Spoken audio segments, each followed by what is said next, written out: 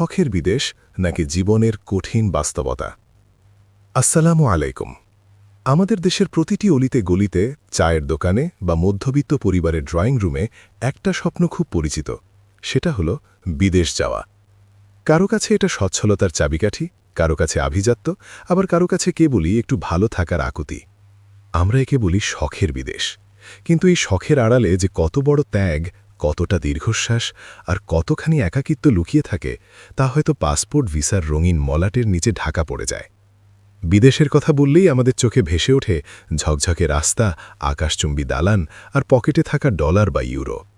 সামাজিক যোগাযোগ মাধ্যমে যখন প্রবাসীরা সুন্দর কোনো পার্কের সামনে বা আইফেল টাওয়ারের নিচে দাঁড়িয়ে ছবি দেন, তখন দেশের মানুষ ভাবেন, আহা, জীবন তো একেই বলে। কিন্তু সেই ছবির পেছনের গল্পটা কেউ দেখে না। সেই ছবির পেছনে হয়তো লুকিয়ে আছে টানা 12 ঘণ্টার হাড় ভাঙা খাটুনি, কনকনে ঠান্ডায় বাসের জন্য অপেক্ষা, অথবা ঘরে ফিরে নিজের হাতে ডাল ভাত নেধে খাওয়ার ক্লান্তি। আসলে শখের বিদেশ শব্দটা শুনতেই যতটা রোমাঞ্চকর, বাস্তব জীবনের প্রয়োগ ততটাই কঠিন। একজন মানুষ যখন দেশ ছাড়ে, সে শুধু একটি ভূখণ্ড ছাড়ে না, সে তার শৈশব ছাড়ে, মায়ের হাতের মমতা মাখানো খাবার ছাড়ে, বাবার শাসন আর বন্ধুদের সাথে কাটানো সেই বিকেলগুলোকেও বিসর্জন দেয়।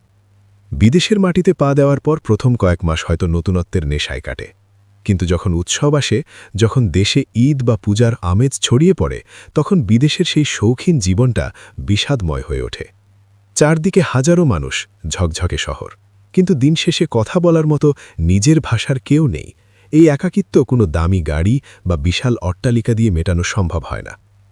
আমরা অনেকেই মনে করি বিদেশে গেলেই বুঝি টাকা আকাশ থেকে পড়ে, কিন্তু বাস্তবতা হলো প্রবাসীরা টাকার গাছ লাগাতে যান না, তারা নিজেদের রক্তকে পানি করে রেমিটেন্স পাঠান। যে ছেলেটি দেশে থাকতে এক গ্লাস পানি ঢেলে খেত না, সেই ছেলেটি প্রবাসে গিয়ে টয়লেট পরিষ্কার করা থেকে শুরু করে বড় বড় কারখানায় ঝুঁকিপূর্ণ কাজ করে। কেন করে?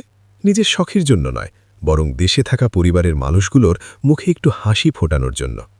ছোট বোনের বিয়ে, ভাইয়ের পড়াশুনো কিংবা বাবার চিকিৎসার খরচ জোগাতে গিয়ে নিজের শখ শব্দটা সে ডিকশনারি থেকে মুছে ফেলে।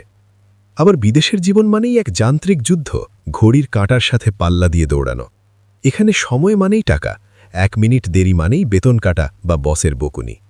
দেশের মতো এখানে যখন তখন কারো বাসায় যাওয়া যায় না, কারো সাথে মন খুলে আড্ডা দেওয়া যায় না। মানুষগুলো সেখানে রোবটের মতো হয়ে যায়। এই যান্ত্রিকতা আমাদের মানসিকভাবে পঙ্গু করে দেয়, যা আমরা দেশ থেকে উপলব্ধি করতে পারি না। বিদেশে যারা থাকেন, তাদের বড় কষ্ট হল পরবাস তকমাটা। আপনি যত বছরই সেখানে থাকুন না কেন, আপনি সবসময়ই একজন ইমিগ্রান্ট বা বিদেশী। নিজের শেকড় ছেড়ে অন্য